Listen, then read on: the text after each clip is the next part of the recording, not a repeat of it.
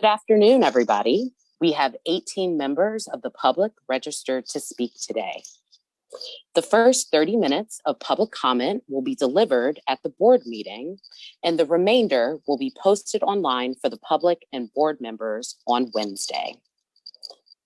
Again, as a reminder, we would like to thank all of the public speakers for adhering to the MTA rules of conduct and decorum. I would also like to remind our public speakers that in the interest of time and fairness to all speakers, we limit everyone to 2 minutes. Please be aware that there will be a warning beep to remind you that you have 30 seconds to conclude your remarks. Our first speaker today is Alita Dupree. Thank you, Chair Patfoy and members. Alita Dupree for the record. My pronouns are she and her. It's always good to be back with you. Can't get enough Grand Central Terminal. I hope to be back on the system and see Grand Central Terminal and the ride trains, just like I did back in 1980. I'm looking forward to more ADA work. I did get to see the press conferences. I hope we can do more of that. One of those a week. Keep you all busy. I think ribbon cuttings are a good use of MTA's time and money because it's about public awareness. So ADA includes me, especially when I'm having a wrong side of the tracks kind of day and don't feel like climbing stairs. And we have to continue at looking at how we manage our fare. It's time for us to get the Omni fare card and fare app up because as I've said before, I hope to really be on the system soon. And I am still having some trepidations about using my reduced fare Metro card. So I'll see how it comes, but I might be doing some Omni. And safety, of course, is important. I try not to read news reports. I believe in this system, but I don't want to be scared, and I don't think anyone should be. So we have to keep safety in mind. And I am looking forward to our new leadership changes. I certainly think that we should have an explainer as to how that's going to happen, given recent actions in the legislature that may have an effect on that. So I'm looking forward to seeing what our new leadership changes can look like. But again, I keep saying it, but I hope to be back on the system soon. System that I grew up with and enjoy. I just want to have more of it in my life this summer because it's something near and dear to me. And it's because it is legendary and steeped in a great tradition and history. Thank you. Thank you. Our next speaker is CN. Hello, everyone. I'd like to speak about paratransit, the eHealth On Demand program.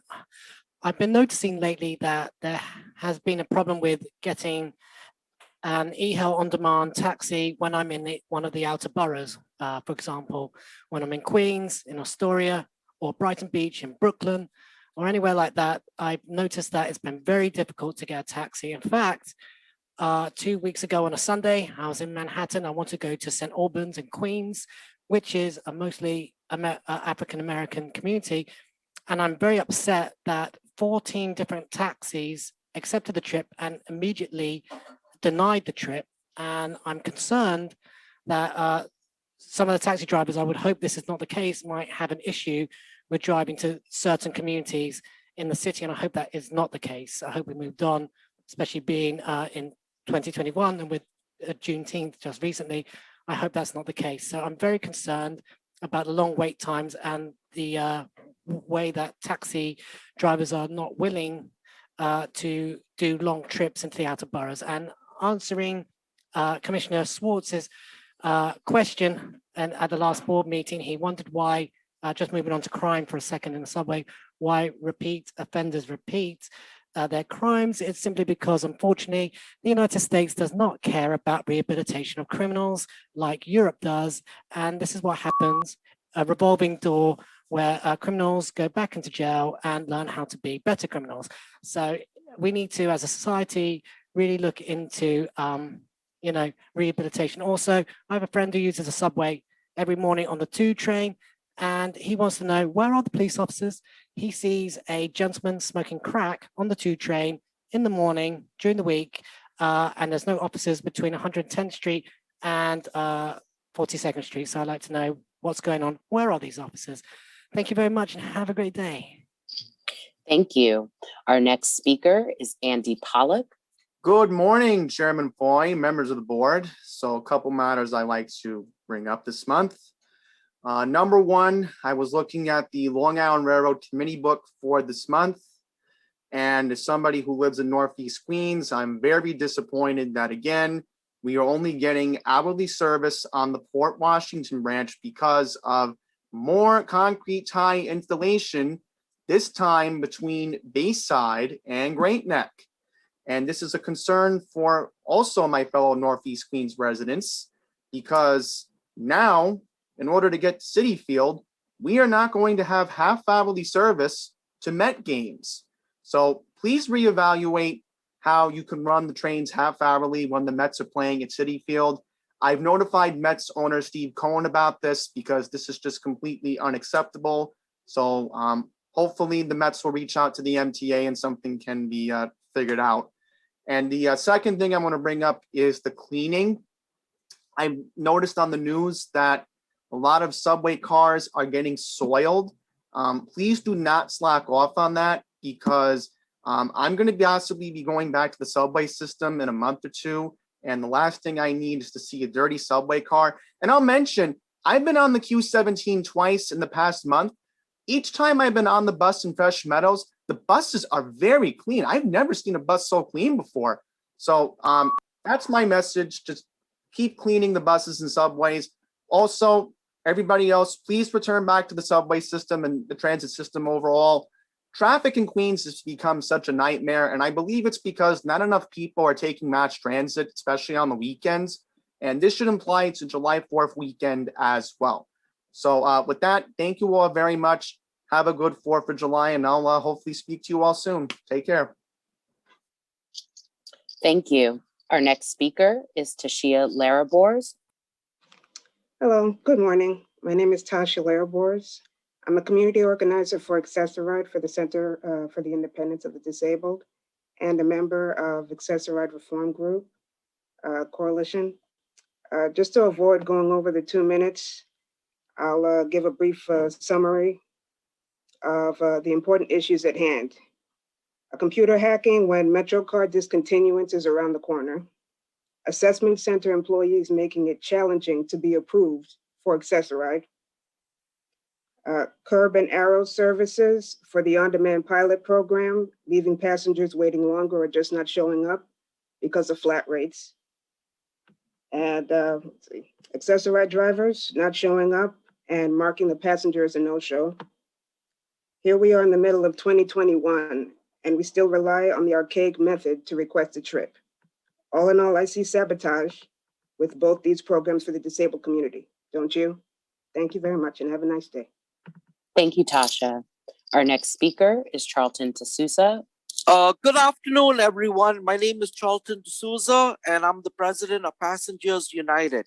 Yet again, for 2 hours, passengers were left stranded on the Q3 bus to JFK Airport and in Jamaica on Friday night. And what happened was there was a very nice professional bus driver on the Q2 bus on Friday night into Saturday morning. And the bus number is 8011. That bus operator went above and beyond to help passengers who are stranded on the Q3. But why are buses in Queens and throughout the city being canceled now on a daily basis? Too many customers are being left stranded. And why is it that the MTA is not putting this on Twitter, Facebook, or they're not putting this on their website, that a bus has been canceled either because it broke down, there's a driver shortage, or there's problems with the equipment? People have a right to know. And also, I'm upset the Q60 runs are not being filled overnight into the city. And that is an important route. And a lot of passengers don't want to get on the subway because of the crime that's going on. So the Q60 runs need to be filled. And we need to make sure that if we have buses on another route where there's too many buses running, maybe we should prioritize an area where there's very little to no bus service. And like this, it's equal for everyone, because the cabs are costing like $85 from Manhattan all the way to Queens Village. It's just too much money to pay. And right now the subways are not safe. And in terms of the subways, I've noticed the trains are getting filthy again. They're getting dirty. The homeless are back sleeping on the trains overnight. So we need to make sure that we have, 200 social workers in the subway cleaning the system and making sure that all the trains are clean. And in terms of the city ticket and freedom ticket for the Long Island Railroad, the MTA needs to make sure that they reduce the fare on that. I think that a weekly Atlantic ticket should be maybe $45 or $50, especially with the pandemic and we're trying to get people back. $60 is just too much of money. So as the president of Passengers United, I hope that the board members will look into these issues and inquire. Thank you. Thank you. Our next speaker is Iman. Hi, good morning. Sorry for a little bit of background noise. My name is Iman Ramawi. I'm in the Disability Justice Program at New York Lawyers for the Public Interest. And I've been using Access-Ride regularly for years. And we just want Access-Ride to be reliable and affordable transportation and make sure that it's, available for everyone because it's vitally important to everyone in New York City. On-demand has not only changed our lives for the better, but it drastically improves our quality of life. Not taking several hours to get somewhere, not having to wait hours on a ride, not having to be left stranded in the middle of nowhere makes a big difference in my life and the lives of the 1,200 people who are lucky enough to have the on-demand program. Access-Ride customers are allowed to use on-demand, but only 1,200 out of the 170,000. But lately, on-demand customers have noticed a troubling trend on curb rides being unavailable. It's taken up to 3 hours to get a ride, just like the bad old days. This is neither equitable nor reliable. Not having a discount for many daily rides while non-disabled people don't get the benefits of discounts is discriminatory and wrong. It's not my fault that there aren't enough accessible train stations. It's not my fault that people don't want to share seats on buses. That means I'm forced to use Access-Ride, which means I pay more. I have had multiple meetings around the city. I'm using Access-Ride up to 4 hours a day, which adds up over the weeks and months. And it adds up to a lot more than non-Access-Ride customers are spending monthly. Discounts must be made available for Access-Ride customers immediately. This is especially outrageous since the MTA has promised to give Access-Ride customers discounts when Omni was put in place. And now we have learned that the promises are broken. We urge you to fix on-demand immediately and to institute discount fares for Access-Ride customers. Thank you so much. Thank you. Our next speaker is Ruth Lowenkron. Good morning, Ruth Lowenkron. I'm the director of the Disability Justice Program at New York Lawyers for the Public Interest, working together with Iman Ramawi, who just spoke before me. Our organization, New York Lawyers for the Public Interest, is also one of the founding members of the Access-Ride Reform Group, otherwise known as ARG. And I come here wearing both my NILPI hat and my ARG hat to talk about the two same concerns that my colleague Iman spoke about. On-demand service for Access-Ride. We have spoken to you months on end years ago about how horrific Access-Ride services can be. They're not reliable. The rides take far too long. The combined rides take you through multiple boroughs. You heard us. You said you will work on an idea. You came up with on-demand service, recognizing that the disability community requires has the same needs as everyone else to get where they want to go on time when they want to without advanced reservations. We had a honeymoon period for, again, as Iman mentioned, only 1,200 people, but they had a wonderful honeymoon. On-demand worked brilliantly. And notably, we were out there telling you that every time. We said, this is amazing. This is life-changing. Those were the words we used. And now what is happening? Now, as Iman says, we're back to the bad old days. And sadly, we were told by MTA officials, well, if you don't like it, we have other services. No, I know that's not how MTA works. You put a product out there, you stand behind it, you give us the best services, and the disability community counts on that. So on-demand needs to be fixed so that people are not waiting lengthy time for a ride. On-demand needs to be made permanent. It needs to be expanded well beyond the 1,200 Thank you so much for people. your comments. I'm Please not quite conclude. done. I'll have one more Please second conclude. if you Please don't mind, I conclude. would just like, thank you. I Please just would like to conclude your remarks. Thank you. Yes, I will do that. Thank you. And the last thing I'd like to say is that with respect to the fare discounts, we were promised that the Access-a-Ride community would be able to have those discounts with Omni, and now we are flat out told that's not true. Again, that's not MTA. MTA does not lie, does it? Thank you, Ruth. Our next speaker is Brian Burke. Good afternoon, board. My name is Brian Burke. I'm a whistleblower at the MTA. I have appeared before the board numerous times, most recently last March, regarding the criminal activity the board has been directing in my direction. Primarily wage theft going back to 2015, but also forgery, fraud, perjury, subornation of perjury, obstruction of justice. Now, I spoke to, of course, the board through this method, but I also spoke to Ms. Feinberg's office when she was appointed as president. I also spoke to her predecessor.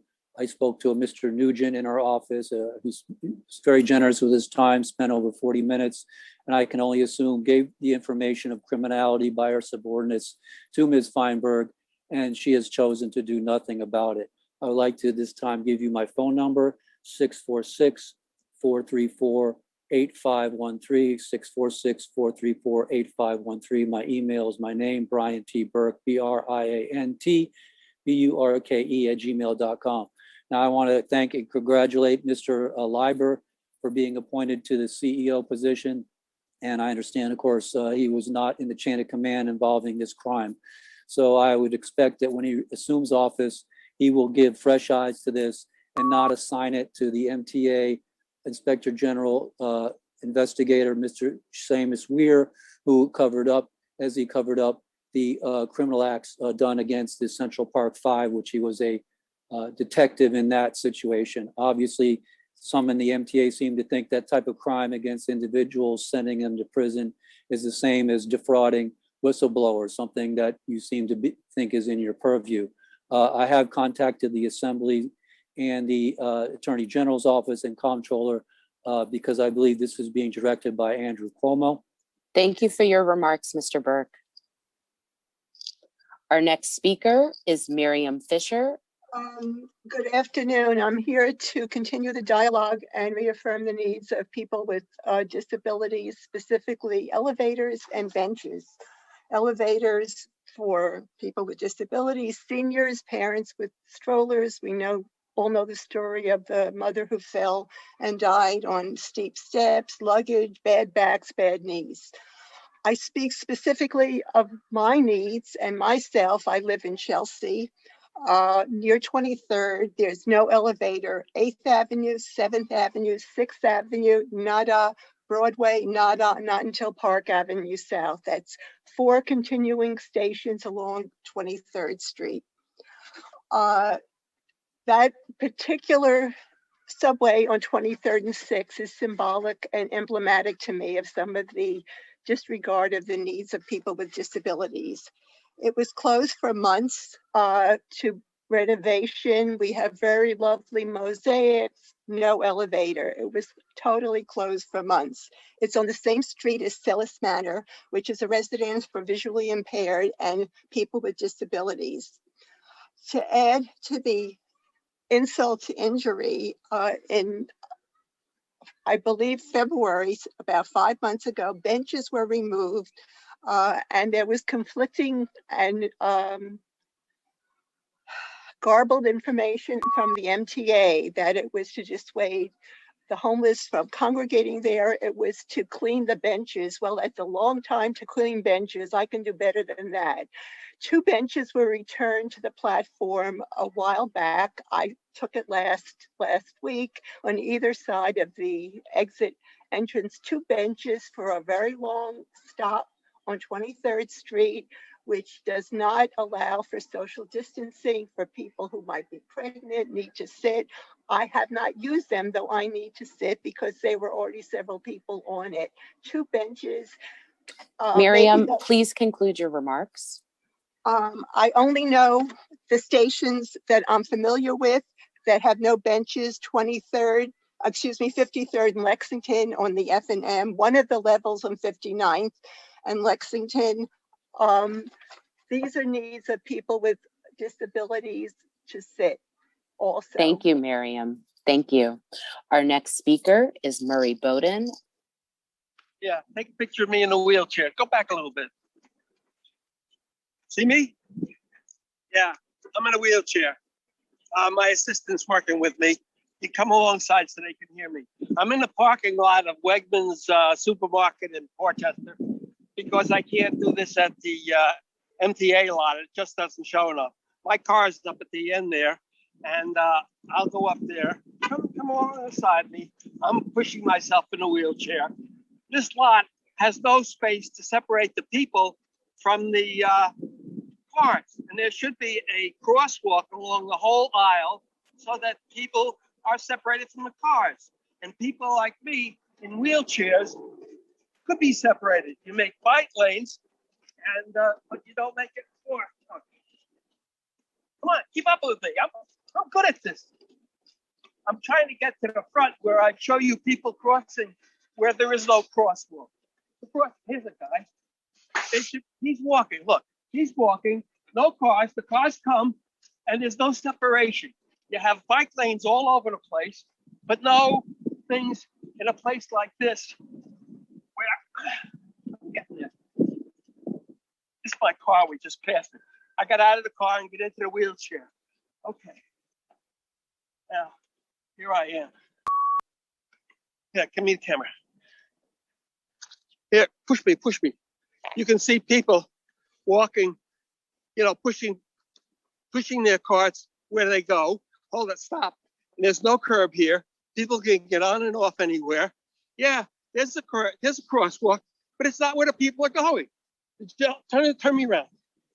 Here's a guy going to his thing. Why isn't there a separation between him and the cars that are going here? People are walking all over. There is no curb. There's no way. The level parking lot is level. I hope this works. That's Wegmans up there. You see. Thank people. you so. Thank you all. so much, Murray. Thank you. Our next speaker is Lisa Daglian. Greetings, I'm Lisa Daglian, Executive Director of the Permanent Citizens Advisory Committee to the MTA PCAC. I'm delivering my testimony on Monday, June 21st for the Wednesday, June 23rd board meeting, so apologies if I've missed any breaking news in the intervening days. As seasons change and we spring into summer, and as many COVID restrictions have been lifted in New York State, we're glad that phased in-person meetings are here, though we look forward to attending. However, we're anxious for the day when committee meetings where detailed presentations on projects and proposals are shared will be reinstated. You're doing good work and should be talking about it in that forum. Quick overviews and written synopses are no substitute. The details provided at committee meetings also help inform our testimony. For instance, we have questions about the Eastside Access Special Purpose Entity that you'll be discussing. We first inquired about this at the May 7th Senate Committee Oversight hearing, and it's possible our questions would be answered during committee meetings, but in their absence, we'll raise them here. From what we understand, a new entity will be responsible for operating and maintaining infrastructure supporting the LIRR's access into Grand Central. The LIRR will be responsible for its railroad operations, and Metro North will remain responsible for its existing operations and management at Grand Central. But how will the three collaborate in planning and delivering service and managing unified operations? Most importantly, how will it affect riders? We look forward to Eastside Access opening next year and hope for a seamless commute. Similarly, we look forward to Penn Access, and we're pleased to testify in support of it last week. With that, commuter rail will finally be in reach of East Bronx riders, many of whom don't live anywhere near a subway. It must also be financially within their reach. To truly make this new transit option equitable and move people out of express buses and cars, it's crucial that the MTA embrace expanding Atlantic Ticket and implementing Freedom Ticket Phase 2, city commuter rail fare discounts with transfers to subways and buses. Thank you. We also welcome the 2 new board members and wish them well. Thanks very much. Thank you, Lisa. Our next speaker is Joseph Rappaport. Good morning. I'm Joe Rappaport of the Brooklyn Center for Independence of the Disabled, or BCID. Last month, I testified about the MTA's decision to hold just one big meeting a month, which limits the ability of the public to speak and limits the kind of public discussions the board should be having. I see there's a little progress on that front. But for an agency that talks a lot about transparency, things are still looking pretty murky. Let's get back to committee meetings, that is public committee meetings, not behind the scenes informational committee meetings that or get-togethers that skirt the public meetings law, if not outright violate it. My colleague Valerie Joseph and other people already have testified about problems with the e-hail on-demand accessoride service. Let me add my voice to theirs and urge the MTA not to just throw up its hands and act as if it can't solve these problems. The MTA can help get drivers and accessible vehicles back out on the streets, serving accessoride customers. An earlier speaker mentioned the news conferences the MTA has held about new elevators and accessible station. We've got no problems with news conferences and have even joined in on them at times. But what the MTA hasn't done is to make a legally binding commitment to a fully accessible subway system. We urge you to settle the multiple lawsuits against you. And finally, 31 years after the ADA passed, make that commitment. Thank you. Thank you. Our next speaker is H.P. Schroer. Good morning. My name is H.P., World War II veteran and director of UMIWI. While many changes have occurred over the 5 years we've been appearing before this board, there are 2 things that have remained constant. One is our resolve to get the board to allow all veterans to purchase fares at half price. 2, the board's insistence it could not afford to do it. At last month's meeting, I again asked those representing the mayor, will you support giving veterans a discount? Robert Lynn, I'm still waiting for an answer. For those representing the governor, I asked, will you dedicate the estimated 2 cents from every fare to fund the discount? And will you incorporate a veterans discount in your budget? Again, I received no answer. Veterans answered the nation's call to fight and protect our country. We'd like to know, when are the members of this board going to fight for us? Jano, I've always admired your can-do attitude and look forward to working with you and this board to correct this injustice. I thank you. Thank you. Our next speaker is Valerie Joseph. Good afternoon, board members. My name is Valerie Joseph. I'm from the Brooklyn Center for the Independence of the Disabled. I'm an accessoride rider and advocate. I've testified here before about the on-demand accessoride pilot program, which until recently has been one of the biggest and best things for the MTA. Unfortunately, things are not going well.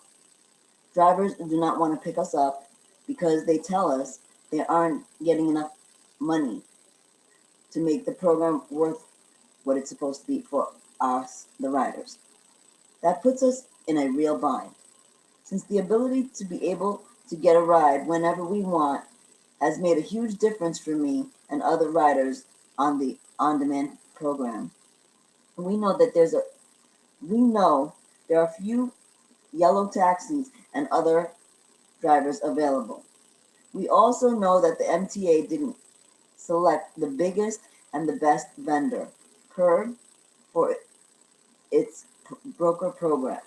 And we are worried that it will not serve the on-demand customers as well. We urge you to figure out the adequately how to serve us. We should not be stuck because the MTA's vendors aren't paying adequate fees. It's time to fix this problem. One other note. To protect riders during the pandemic, the MTA suspended shared rides for regular Access-a-Ride users. That has made a big difference for riders who don't have to take long trips around the city picking up other AAR users. I urge you to continue that policy, pandemic or no pandemic. And I would like to add, 2 days ago, I went out and I was stuck in the middle of the night because I could not get a cab ride because the driver did not want to pick me up. Unfair. Thank you. Our next speaker is Jose De Jesus. Good afternoon, Chairman and the MTA Board. I'm Jose De Jesus, President and Business Agent of Amalgamated TransUnion, Local 1179. All transit workers served on the front lines of the fight against COVID-19. This includes the members of ATU 1179 in Queens, Local 726 in Staten Island, Local 1056 also in Queens, and 1181 in Brooklyn. Local 1179 members operate and maintain MTA bus routes serving Queens and some routes extending into Brooklyn and Manhattan. No sugarcoating or plain politics or political correctness here. What our members see is that the MTA is treating us anything but heroes. The MTA already settled the contract, including new wages for the workers represented by TWU Local 100. ATU members across the 5 boroughs are working under an expired contract that the MTA refuses to negotiate in good faith. By doing this, they have created 2 classes of workers paid differently to perform the same work. The MTA refusal to settle creates a gross inequity among its members. Our members were classified as essential employees and work to make sure essential workers, including doctors, nurses, police, grocery store clerks, and others, can get to their jobs and return home to their families. Our members showed up to work despite of the real threats to their health and safety. At a high risk of exposure to the coronavirus, the exposure has not been without consequence. The New York ATU local have lost 34 of his brothers and sisters to COVID-19. They have put their lives on the line as essential workers during this crisis, and our members perform the jobs in an exemplary manner, treating them as second-class workers without the same compensation afforded to the locals of our brothers and sisters at 100. MTA is refusing to honor pattern bargaining for new contract or even discuss hazard pay.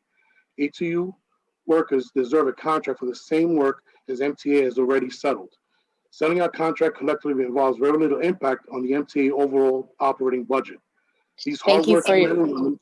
Jose, thank you so much for your comments. Our next speaker is Yuki Endo. I approve Governor Akuno for appointing Ursula Feinberg for the MTA chairman, and I hope she will listen for the MTA employee personnel because she knows the survey need a press conference about the new elevator in service station. I also hope she and President Free and will allow MTA bus to assist with the non-unrated shuttle bus for the name buses beside nice bus and charter buses. Because MTA has no buses that see on the weekend. I also hope the Connecticut DOT will not eliminate MTA national radars and light program because not many people cannot use mobile phone or expensive to buy ticket. I feel sorry for the MTA bus driver that hit the house in the defense garden in Brooklyn. It's an unlikely bus driver's fault because she and he was probably trying to avoid hitting cars that's that, but that's got happens. It happened everything when I take any buses, and then maybe we need to use the bus law. I sometimes think that NTS access like in Glendale and Thompson Point between accessory and able light tone company should be added at the Green Next station.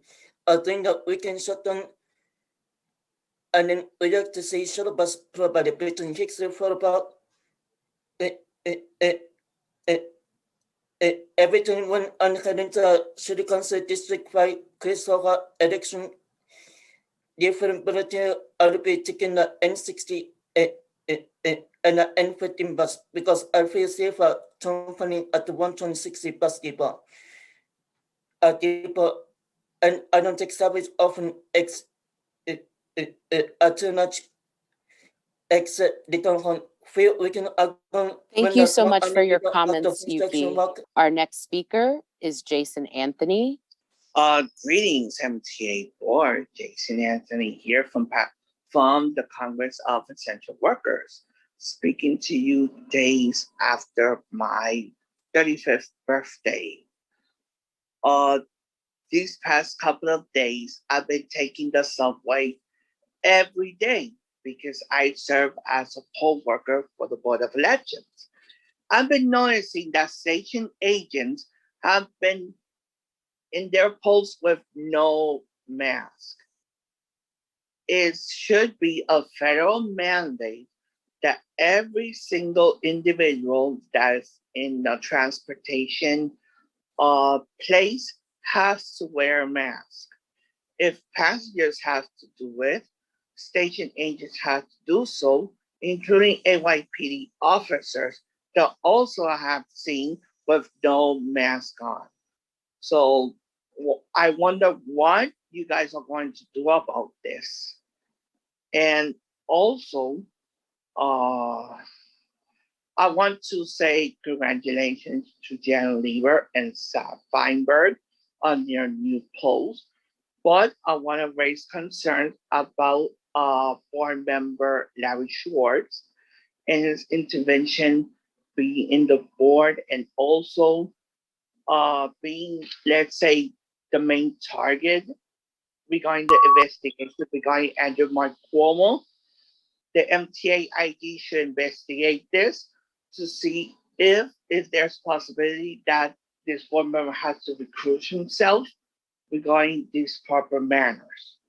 And we want the committee meetings to be back. Is way overdue. We need this now. So that's all I have to say. I'll see you guys in July. Thank you. Mr. Chairman, that concludes public comment.